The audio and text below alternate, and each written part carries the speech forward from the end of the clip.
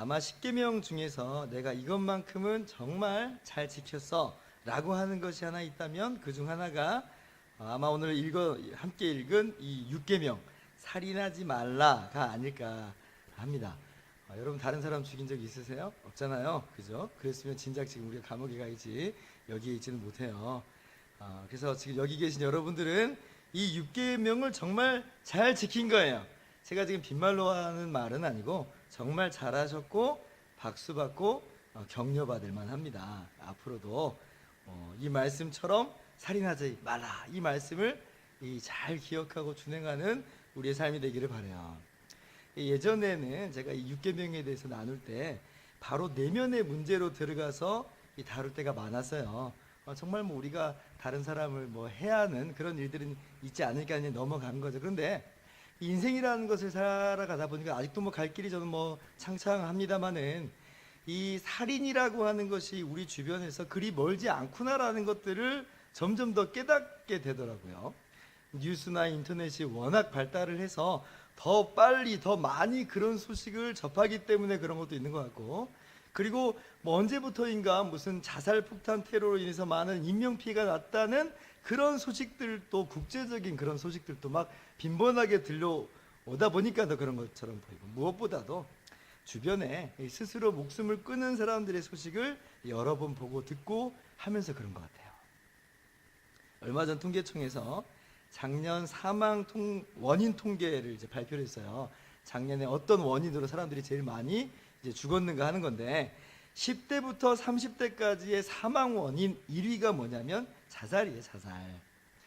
아마 그런 극단적인 선택을 해야만 했던 그 안타까운 이유들이 있을 겁니다. 그들이 겪었던 고난과 고통에 대해서 우리가 충분히 연민을 가질 수밖에 없는 그런 상황들에 그들이 노출되었던 것이죠. 그러나 여러분, 우리는 하나님의 말씀을 받고 하나님 말씀에 따라 살아가는 사람들이므로 이 자살이라는 선택에는 동의할 수가 없어요. 그들의 아픔에는 우리가 공감하지만 그 선택에는 동의할 수 없다는 거죠. 왜냐하면 이것은 이 생명의 주인이신 하나님을 향한 범죄요, 자신을 살해하는 또 하나의 살인이거든요. 성경에 보면 정말 힘들고 고단한 삶을 살았던 인물들에 대한 얘기가 종종 나옵니다. 그 중에 한 명이 여러분이 잘 알고 있는 욥이라는 사람이에요. 하루아침에 전 재산을 잃어버립니다. 하루아침에 10명의 자식들이 다 죽어요. 급기야는 자신도 온몸에 악성 종기가 들어서 질그릇 조각으로 자기 몸을 벅벅 긁고 있는 그러한 안타까운 상황 가운데 처하게 돼요. 얼마나 끔찍합니까? 룻기에 나오는 나오미의 삶 또한 기구하기는 매한가지죠. 먼 이방 땅에서 남편이 죽어요. 두 아들도 죽습니다. 재산도 다 사라졌어요. 뭐만 남았냐면 공허함만 남았어요. 아무것도 없어요. 그러나 이렇게 힘들고 기구한 인생이라고 해도 자신의 처지에 대한 비통함은 있을지언정 스스로 생명을 처분하지는 않아요. 심지어 이 욥의 아내가 욥에게 뭐라고 말하냐면 그래도 당신이 하나님을 향해서 순전함을 지키겠느냐, 하나님 욕하고 죽으라, 이렇게 이야기합니다. 스스로 목숨 끊으라는 거예요. 그런 목숨 유지해서 뭐 하겠냐는 거죠. 그러나 욥은 그 말을 따르지 않아요. 여러분, 이들의 이 모습들, 이 신앙인들의 모습들이 우리에게 많은 교훈을 가져다 주죠. 그 중에 하나는 뭐냐면 그 어떤 사람도, 그리고 그 어떤 상황도 우리로 하여금 우리의 생명을 스스로 처분할 권한을 주지 못한다는 거예요. 왜냐하면 우리의 생명의 주인은 우리가 아니라 바로 하나님이기 때문에 그렇습니다. 살인 금지 명령의 이유가 바로 여기에 있어요. 모든 생명의 주인은 오직 하나님이시다. 내 생명의 주인이 누구냐? 하나님이시다는 거예요. 우리는 우리의 생명이 우리의 의지에 속해 있지 않다는 것을 경험적으로 잘 알고 있어요. 우리의 심장이 뛰는 것만 해도 그걸 보는 것만 해도 알 수가 있죠. 우리 심장이 우리가 뛰라고 해서 뛰는 것도 아니고 우리가 멈추라고 해서 멈추는 게 아니에요. 우리의 의지와는 무관하게 심장은 뛰어요. 호흡도 마찬가지입니다. 언뜻 보면 우리가 숨을 들이쉬고 우리가 숨을 내쉬고 우리가 숨을 참고 그러는 것처럼 보이지만 실제로는 우리의 의지마저도 잠드는 그 깊은 밤이 돼서 한번 보세요. 이게 우리의 의지대로 호흡이 되는 것인가? 그렇지 않다는 걸 봐요. 호흡은 잠들지 않아요. 여전히 들숨날숨해요. 우리가 명령해서 우리가 통제해서 그런 게 아니죠. 그냥 쉬어지는 거예요. 그런 걸 보면 이 나의 생명이라는 게 나의 의지에 속하는 것이 아니구나. 우리가 아는 거예요. 성경 분명하게 말해요. 하나님께서 생명의 주인 되신다. 사도행전 17장 보면 우주와 그 가운데 있는 만물을 지으신 하나님께서는 천지의 주제시니 손으로 지은 전에 계시지 아니하시고 25절 같이요. 또 무엇이 부족한 것처럼 사람의 손으로 섬김을 받으시는 것이 아니니 이는 만민에게 생명과 호흡과 만물을 친히 주시는 이심이라. 하나님이 생명을 주시고 하나님이 호흡을 주시는 분, 하나님이 주인이시다라고 말씀하세요. 주님께서 호흡을 주시니까 우리가 숨을 쉬는 거고요. 주님이 거두시면 죽는 게 인생입니다. 하나님이 진정한 생명의 주인이심으로, 그러므로 우리는 우리의 손으로 우리 자신의 생명일지라도 중단시킬 권리가 없다. 오늘 살인하지 말라라는 계명이 담고 있는 속뜻이 바로 이거예요. 너희에게는 생명을 중단시킬 권리가 없다. 그러므로 하나님께서 내게 주신 이 생명을 귀하게 여기고 내게 주신 이 생명을 함부로 대하지 않는 여러분 되시기를 주님의 이름으로 축원합니다. 자, 그러면 자신의 생명에 대해서도 우리에게 정당한 권리가 없는데 그렇다면 다른 사람에 대해서는 그 권리를 가질 수 있을까요? 말도 안 되는 이야기죠. 그럴 수 없어요. 그러므로 둘째로 이 말씀을 통해서 우리는 어떻게 적용해야 되냐면 다른 사람의 생명 역시도 귀하게 여기고 함부로 대하지 말아야 되는 거죠.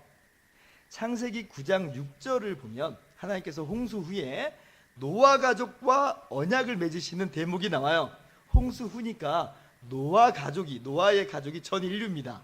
노아와 맺은 이 언약은 전 인류와 맺은 언약이에요. 근데 거기에 어떤 말씀이 기록되어 있냐면 다른 사람의 피를 흘리면 그 사람의 피를 흘릴 것이니 이는 하나님이 자기 형상대로 사람을 지으셨음이니라, 이렇게 기록되어 있어요. 이 말씀도 똑같은 이야기예요. 오늘 본문과 같이 살인 금지 명령입니다. 만약 사람이 다른 사람을 해치면 그에 상응해서 그 사람의 피를 흘려라 라는 형벌까지 지금 부과되어 있는 그런 본문이에요. 왜 그런가? 라고 할 때에 그 이유를 설명하시기를 하나님의 형상으로 지음받았기 때문이다, 그렇게 이야기해요. 왜 다른 사람을 해야만 안 되는가? 그도 하나님의 형상이기 때문이다. 비록 죄로 인해서 인류가 부패하고 타락하고 엉망진창이 되었을지라도 여전히 하나님의 형상이라 말씀해 주세요. 그 흔적이 남아있다, 이렇게 말씀하시는 거예요.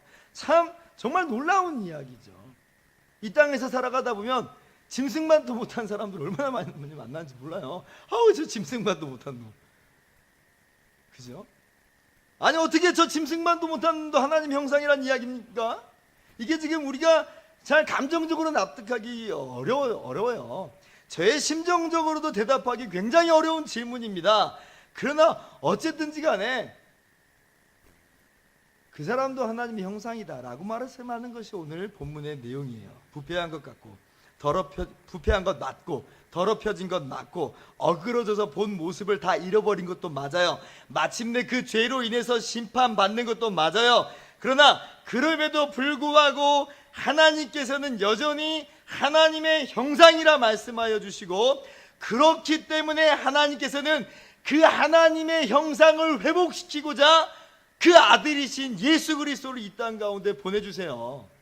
하나님의 형상이니까 이런 일, 이런 희생과 수고를 아낌없이 감당하여 주십니다. 그렇기 때문에 이 부패한 인류, 하나님의 형상 깡그리다 말살시켜버린 인류를 보지 말고 이 인류를 위해서 대신 십자가를 지신 예수님을 바라보면서 우리가 다른 사람을 향한 어떤 우리의 비난과 정죄와 어떤 판단, 이런 것들은 다 내려놓아야 돼요. 그도 하나님의 형상이다. 그래서 우리는 다른 사람을 해하지 않습니다. 왜냐하면 그는 하나님의 형상이기 때문에 그래요. 만약 그런데 우리가 다른 사람을 해한다면 그거는 무엇을 공격한 것이 되냐면 하나님의 형상을 공격한 것이 되고, 그를 하나님의 형상대로 만드신 하나님을 공격하는 범죄가 된다는 것을 우리는 꼭 기억해야 돼요. 그래서 오늘 살인하지 말라라고 하는 이 6계명 말씀을 우리 마음 가운데 꼭 기억하면서, 모든 사람은 하나님의 형상대로 지음받았다라는 것을 우리가 잊지 말고 다른 사람을 해하지 않는 저와 여러분 모두 되기를 주님의 이름으로 축원합니다.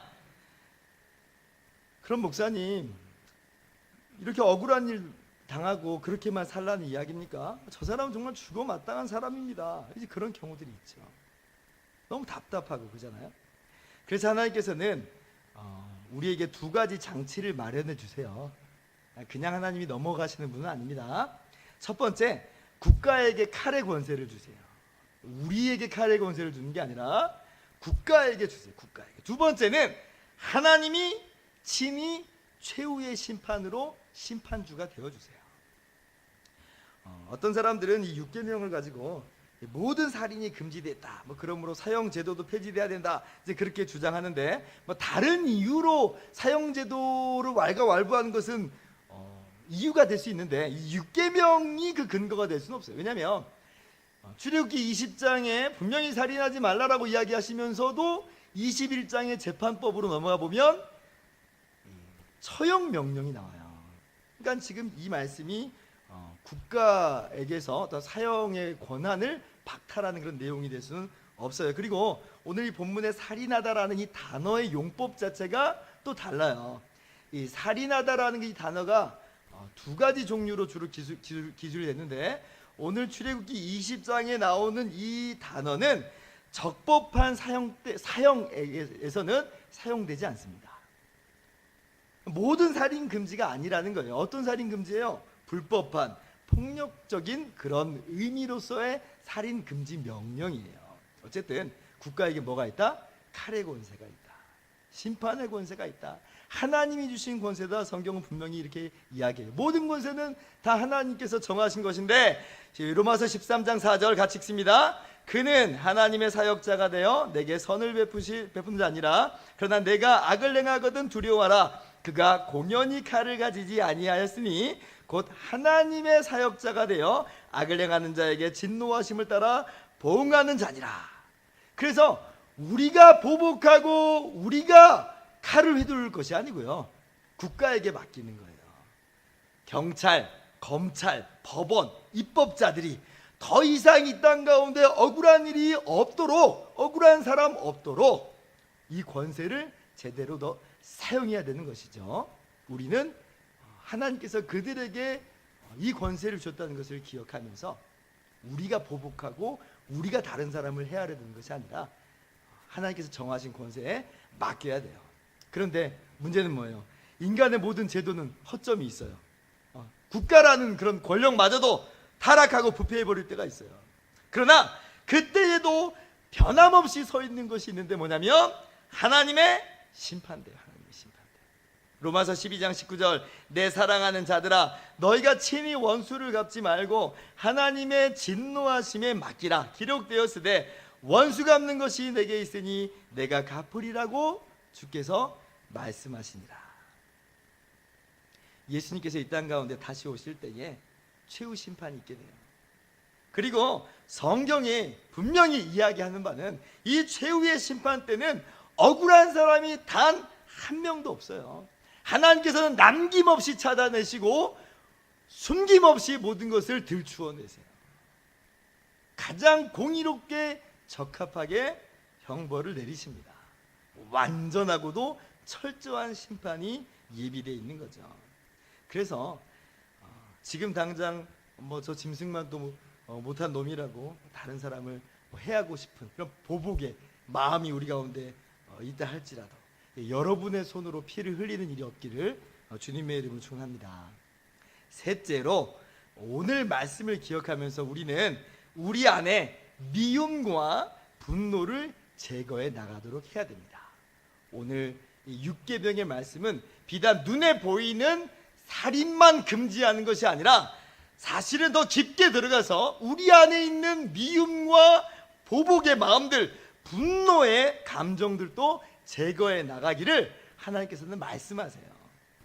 오늘 본문 말씀은 분명 살인하지 말라라는 그 명령으로만 그치지만요, 우리 주님께서는 이 말씀의 더 깊은 뜻을 우리들에게 설명해 주시죠. 마태복음 5장 21절 이하의 말씀에 옛사람에게 말한 바 살인하지 말라, 누구든지 살인하면 심판을 받게 되리라 하였다는 것을 너희가 들었으나, 22절 같이요, 나는 너희에게 이르노니 형제에게 노하는 자마다 심판을 받게 되고 형제를 대하여 라가라 하는 자는 공회에 잡혀가게 되고 미련한 놈이라 하는 자는 지옥불에 들어가게 되리라.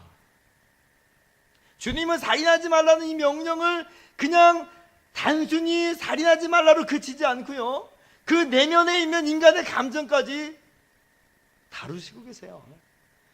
그래서 사도 요한도 요한일서 3장 15절에 이 주님의 말씀을 그대로 받아서 이렇게 말합니다. 그 형제를 미워하는 자마다 살인하는 자니 살인하는 자마다 영생이 그 속에 거하지 아니하는 것을 너희가 아는 바라.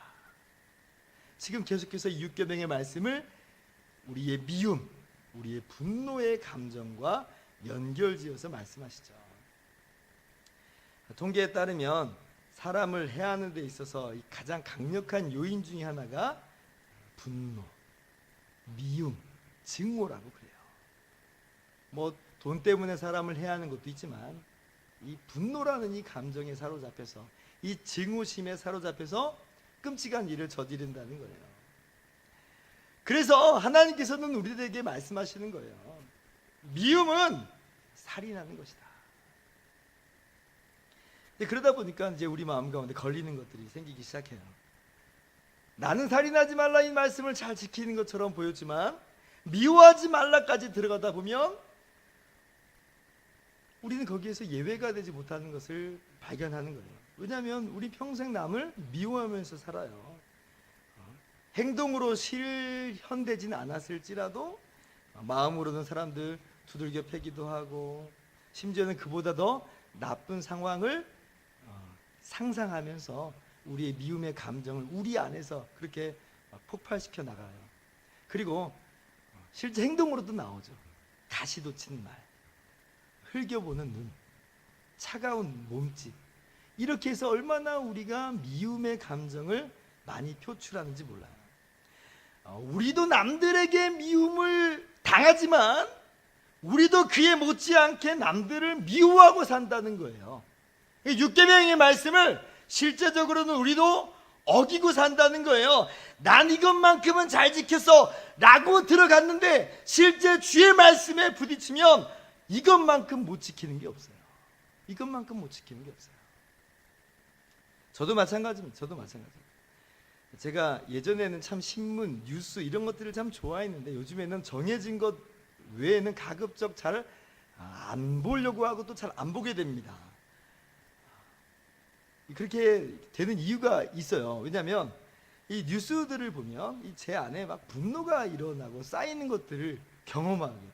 예를 하나 들자면 이런 것들이에요. 며칠 전에 이제 축구 선수 이영표 씨의 자서전이 이슈가 된 적이 있어요. 셋째를 출산하는데 부인에게 무통주사 맞지 말고 하라고 했다는 거예요. 창세기 보면 출산의 고통은 하나님께서 범죄한 인류에게 주시는 고통인데 그 창세기 본문을 묵상하면서 부인에게 그렇게 말했다는 거예요. 그래서 부인이 무통주사를 안 맞고 출산을 하는데 너무 힘들어서 부들부들 떨면서 그렇게 출산을 했다는 거예요. 그래가지고 이영표 선수가 십자포화를 맞았어요. 엄청 기사로 뜨면서 이슈화되면서 사람들이 전부 다 이영표 선수를 욕하기 시작했습니다. 심지어는 기독교인들도 맹공격을 가했어요. 아니 저조차도 그 기사 한 토막을 딱 보면서 왜 그랬대 라고 저절로 저도 이렇게 이야기하게 됐어요. 그런데 며칠 뒤에 이영표 선수의 해명글이 올라왔어요. 요약하자면 이런 거예요. 첫째 낳을 때도 둘째 낳을 때도 무통주사를 안 맞고 낳았답니다. 그것도 자신의 의견이 아니라 아내의 의사였다는 거예요. 셋째를 낳을 때 근데 묵상한 본문이 창세기 본문이에요. 어렵지 않게 적용을 하는 거예요. 그러니까 근데 그것을 꼬투리 잡아서 한 사람을 매장시키는 일들이 이 뉴스에, 신문지상에 나오고 있다는 거죠. 많은 사람이 거기에 동조하고, 믿는 사람들마저도 그 해명글을 보고도 심지어는 여전히 판단하고 정죄하는 그 모습들을 보면서 제가 더 막 속이 부글부글 끓더라고요. 화가 막 치밀어 올라요. 야, 이거 기독교를 의도적으로 음해하고자 하는 수작이구나. 제가 뭐 이영표라는 이 개인을 두둔하고 싶은 마음은 없어요. 왜냐하면 그분도 얼마든지 넘어질 수 있고 약한 존재이기 때문에 나중에 다른 일로 이슈화될 수도 있다고 봐요. 그러나 지금 요즘에 매스컴에서 자꾸 기독교를 공격하는데 이게 지금 한 단면을 보여주는 것처럼 보이는 거예요. 그리고 그 기사를 처음 작성한 곳이 소위 기독교 언론입니다. 어떻게 이럴 수가 있는가? 그러면서 그 기사에 사족으로 달아놓은 게 뭐냐면, 이영표 선수가 쓴 책 중에 동성애는 죄다라고 성경이 분명히 이야기하는 그 대목을 거기에 함께 사족으로 달아놓았어요. 이게 무슨 얘기냐면 이런 의도가 있는 거예요. 이영표 선수가 창세기 말씀을 잘못 적용하고 있다. 그러면 이영표 선수가 동성애를 죄라고 성경이 이야기하는 것도 잘못된 적용이다라고 하는 것이 기사에 깔려 있다는 거죠. 그러니까 지금 이걸 보면서 제가 막 화가 막 치밀어 오르는 거예요. 아니, 어떻게 기독교인의 탈을 쓰고 이렇게 지금 기사를 내보낼 수가 있는가? 제가 막 부들부들 떠는 거예요. 제가 예를 하나 든 것뿐입니다. 그러니까 이런 내용들이 제가 신문을 볼 때마다, 인터넷을 볼 때마다 가끔 이렇게 부들부들, 이게 의입은 아니에요. 의입은 아니고 제 안에 있는 악한 마음들이에요. 제가 정말 깜짝 놀란 건 이 인내심, 저에게 인내심이라는 게 어떻게 나이가 먹어가면 먹어갈수록 더 없어지는 것 같다는 그런 느낌이에요. 밖으로는 적절하게 통제를 하니까 더 성숙한 것처럼 보이지만 저는 제 자신을 알잖아요. 속으로는 얼마나 많은 미움과 분노를 담아내면서 사는지, 얼마나 더 편협해지는지, 얼마나 더 다른 사람들을 정죄하고 판단하고 있는지. 여러분 어떻습니까? 어쩌면 우리 모두 다 동일한 문제에 봉착하고 있을 거라고 생각을 합니다. 그러나 오늘 말씀을 기억하면서 살인하지 말라, 그 말은 미워하지 말라요. 미워하지 말라. 화내지 말라요. 화내지 말라. 아니, 화를 낼 수 있어요. 그러나 그것을 다른 사람에게 퍼붓는 것으로 죄 짓는 데까지는 가지 말아라. 다른 말로 말하면 내 이웃을 내 자신같이 사랑하라. 어떻게 그러면 우리가 이 계명을 우리의 삶 속에서 녹여내고 살아갈 수 있는가라고 할 때에 이 말씀을 준행하면서 살 수 있는 방법은 딱 하나밖에 없습니다. 딱 하나예요. 하나님께서 얼마나 나를 사랑하시는가.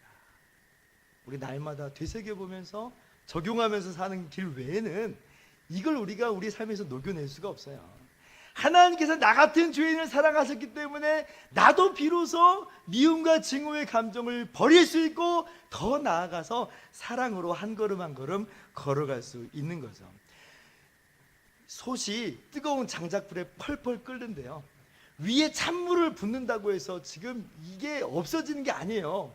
무엇을 해야 되냐면 그 밑에 장작불을 끄집어내야 되는 거예요. 그러니까 지금 우리가 우리의 힘으로 감정을 누른다고 해서 되는 게 아니고요, 우리 안에 주님의 사랑으로 충만할 때에 우리가 이겨내는 거예요. 마치 빛이 임하면 어둠이 사라지는 것처럼 주님의 사랑으로 우리 마음 가운데 가득히 채워나갈 때에 우리가 비로소 오늘 이 말씀을 우리 삶 가운데서 이루면서 살 수가 있는 거죠. 얼마 전에 KBS 이사장으로 김상근 목사님이 취임을 하셨습니다. 그런데 이제 이분이 자신의 삶의 여정들을 인터뷰한 내용들이 기사로 떴어요. 그래도 기사를 봐요. 이분의 아버지가 독실한 기독교인인데 6.25 전쟁 때 북한 정치보위부 요원에게 총살당합니다. 얼굴은 칼로 난도질 당한 상태에서 총살을 당해요. 그거를 목격하고 자란 거예요. 그러니까 얼마나 이 마음 가운데 증오가 있겠어요? 북한을 향한 증오, 원망의 마음들이 이제 있죠. 학교가 끝나면 아버지 산소에 앉아 있다가 집에 오곤 했대요. 그 향수가 얼마나 진하다는 이야기예요. 그런데 이제 고2 때 그러던 중에 어머니의 강권하심으로 부흥회에 참석하게 됐는데 그때 하나님의 은혜를 체험합니다. 누군가가 들려주는 내가 너를 얼마나 사랑하는데 너는 왜 나를 버리려 하느냐 라는 그 말씀이 마치 자신에게 주신 하나님의 그 음성처럼 꽂혔대요. 하나님이 나를 사랑하시는구나. 그때 인생이 변하고 전환점을 맞이하게 됐답니다. 그러면서 이제 이게 계기가 돼서 신학을 하게 되고 목사가 됐다. 그래도요, 북한에 대한 이 원한은 40년 동안 여전히 남아있더래요. 40년 동안 이 원한하고 싸운 거죠. 하나님 말씀 모르겠어요? 목사인데 알죠. 그러던 중에 1990년에 이제 조선 그리스도 연맹 사람들을 만났대요. 어떻게 해야 돼요? 하나님 말씀을 따라서 화해하며 용서할 수 있었다라고 고백하더라고요. 무엇이 그를 그렇게 할 수 있었을까? 내가 너를 얼마나 사랑하는데 라고 하시는 그 주님의 말씀이죠. 여러분, 주님의 사랑이 미움을 이기고 주님의 사랑이 증오를 이깁니다. 주님의 사랑으로, 주님의 은혜의 말씀으로 우리의 마음을 채워나갈 때에 우리는 오늘 이 말씀을 실천하면서 살아갈 수가 있는 거예요. 오늘도 살인하지 말라 하시는 주의 말씀을 마음 가운데 새기면서 여러분 자신을 향해서도, 그리고 다른 사람을 향해서도, 여러분 감정까지도 하나님 앞에 내어드리면서 모든 미움과 원망과 증오를 다 내려놓고 사랑하며 사시기를 주님의 이름으로 축원합니다. 기도하겠습니다.